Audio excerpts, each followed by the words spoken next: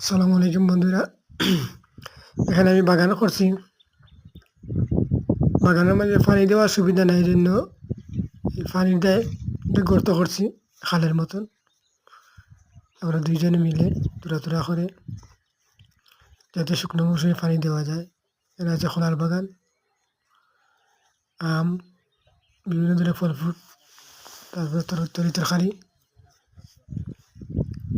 করছি। আর পানির অভাবে গাছগুলা ঠিকমতো বেড়ে উঠতেছে না। পানির জন্য এই খালটা খনন করছে প্রায় ধরেন 15 ফুট লম্বা হইব, 6 থেকে 7 ফুট ফাঁস, আর গভীর হইব ধরেন 4 ফুটের মতন। এখনো কমপ্লিট হয় নাই, ধরেন আরো 1 দিন কাজ করলে কমপ্লিট হয়ে যাব। ধন্যবাদ সবাইকে।